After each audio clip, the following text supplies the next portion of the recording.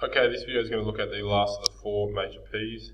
We've looked at product, price, we've looked at promotion, and now we're going to focus on place. Place really is focusing on distribution. Where is this product going to be distributed, and how is that product going to be distributed to the consumer? So we'll look at distribution channels. Channels are sort of briefly mentioned in the communication process under promotion, under the last P.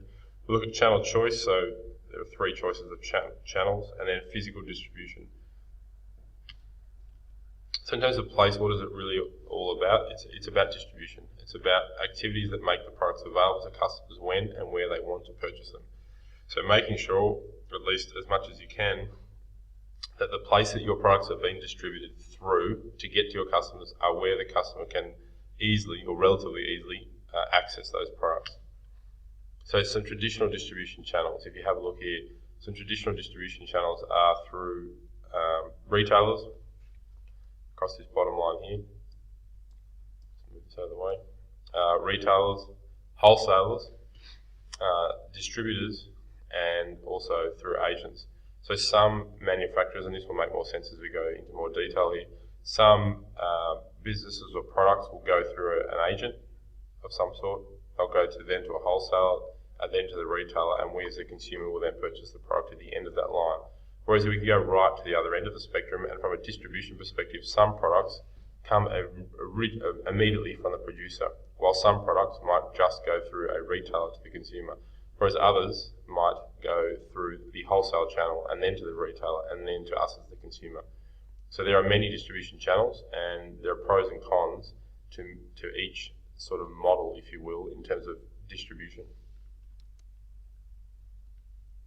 Okay, so distribution channels or marketing channels are the routes taken to get the product from the factory to the consumer or from where they are produced. And also, if you think about this in the context of a service, getting the product to the customer, and that service might be your tax advice, for example. How does it actually come to you? Do you have to go into their office? Do they send you everything via email these days? How does that distribution actually occur? A distribution channel connects a manufacturer to the consumer. And if we start off with a direct channel. So a direct channel is a distribution channel in which the producer distributes directly to the consumer. For example, if you go online and you look on the Dell website, you can purchase directly from Dell themselves. And that Dell is just one example. There are many other producers or manufacturers whereby you can purchase the product directly from the manufacturer. And then you've got indirect channels. And that's a distribution channel in which a producer uses some sort of intermediary to serve the market.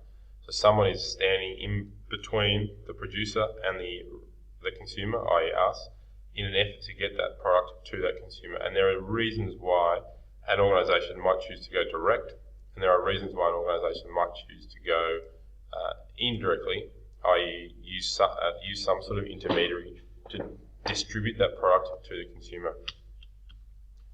And so to come back to that point, what is the role of intermediaries, i.e. the link between the producers and the consumers?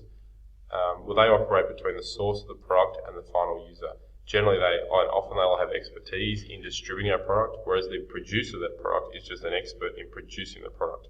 Okay, their thing or their expertise is not about distribution, it's not about getting the product to the consumer, it's simply about making the product. And they don't want to enter that world of distribution. They don't want to worry about how we're going to get it to our consumer. They just want to make the product or provide the service and do it the best they can. So intermediaries are generally independently owned businesses that move products from the producer to the end user, and they clearly are going to want to take a fee for that. And you'll start to see and understand that the more intermediaries you have, the higher the price of the product generally, because more people, and the lower the margin because of the more people who are seeking to charge a fee along the way from the production to the consumption of the product. Okay, so the reason, why would you actually go with intermediaries? Well, many markets are too small to make it economically viable for businesses to deal directly with the customer. For example, they supply a variety of products, they being the intermediaries, a variety of products from different producers, and they effectively match supply and demand. So they're able to take multiple products from multiple producers and work out what's the volume of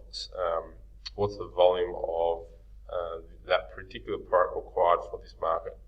often more efficient because of their smaller size and closeness to the consumer. So they're nimble, and specialisation and the division of labour means that the firms involved can specialise at each level and carry out their functions more efficiently.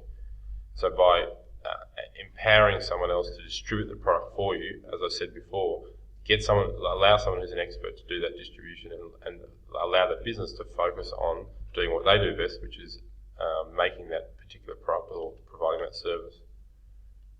So in terms of innovation and innovative distribution channels, some examples: non-store retailing is retailing activity conducted away from the traditional store. E-marketing, so telemarketing and internet marketing, so some distribution methods that are a little bit more innovative than just a wholesaler, for example.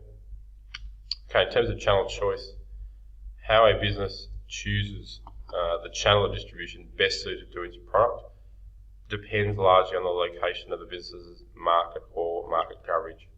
Market coverage refers to the number of outlets a firm chooses for its products. And the next video will focus on this. So I'm just going to pause that there, and channel choice will be covered in the next video.